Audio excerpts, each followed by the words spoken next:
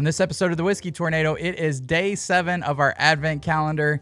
Thanks again to all our Patreon members participating in this. I love reading your comments and your tasting notes. Thanks to all of you who may not be a Patreon member, but are subscribers to the channel and support the channel. Really appreciate you guys watching these and tuning in. Hopefully this brings some value and helps you decide what to buy and what to leave on the shelves. Today, we've got a bottle that I know one of our longtime Patreon members, Ed, is going to love. He's probably tasted this blind, already went crazy over it. This is a A1 store pick. You guys are going to hear me say that a lot because Narav and his gang from A1 down in Effingham, Illinois, do a fantastic job of these barrel picks. I think they picked 44 plus barrels this year. And one of the barrels they picked was a 10-year Knob Creek that they called Brown Butter Knob. So that is what I'm sharing with you guys today. It is 120 proof. Let's see. It was barreled on 10/20 of 2011, bottled on 3/29 of 2021. So let's get into this. If you guys have ever had Knob Creek, this may toss you around the room a little bit. I don't know. Let's get into it. I have not actually tasted this pick, so. Oh, the nose on this, so nice. It's, it's definitely that burnt brown sugar, that sweet oak. There's, underneath the oak and the brown sugar, there is this like black cherry note. It's way back there, but that's the fruit I'm getting, which I love. One of my favorite notes on a good Knob Creek is not only those wood, honey roasted peanut notes, but when you get some dark cherry in there, it's awesome.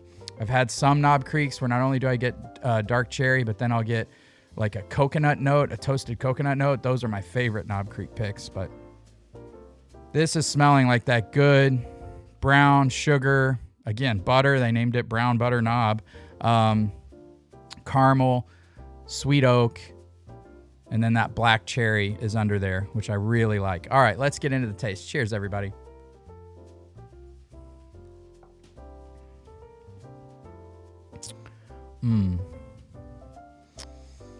Now, that's what I got right off the bat was that brown sugar and that black cherry, that deep, rich black cherry. I'm going to let the finish go on, and then I'm going to take a second sip, see what other flavors I get. I got a little bit of nuttiness, but not too much.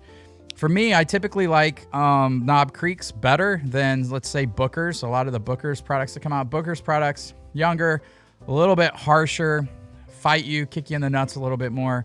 But then there's also a little bit on a lot of the Booker's, for my palate, there's a little bit too much peanut, which what Ed absolutely loves. So to each their own. There's no wrong answers in bourbon. You like what you like. For me, I just want a little bit more balance between fruit and sweet and spice. And Booker's is all spice and peanuts to me most of the time. However, the 2103-03 batch was really good. I like that. This has got less of that peanut, not quite as much, more brown sugar, which I actually like. So let's go into the second sip.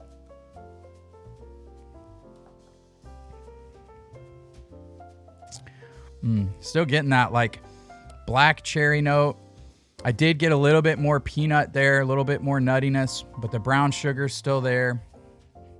Really creamy. Again, a lot of times when I taste A1 picks, one of the things I love about them is the guys who are picking, they're really good at getting bourbons that don't have a lot of like spiky notes. It's got that good continuous like melody, if you want to call it that, but there's just this one note made up of many notes, but it's really nice and balanced is basically what I'm trying to get at.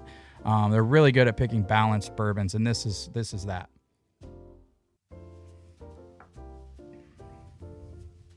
Yeah. Man, it's just got the perfect amount of that like black cherry note in there for me. But again, brown sugar, honey, a little bit of nuttiness, and black cherry. I love that black cherry note. Not sure if anyone else is getting it, but it's definitely there for me. It doesn't have that toasted coconut quite so much that I love, that I rarely find, but still a fantastic pick from A1. Hope you guys enjoyed it. I know Ed did. Let's move on to day 8. Cheers, everybody. Christmas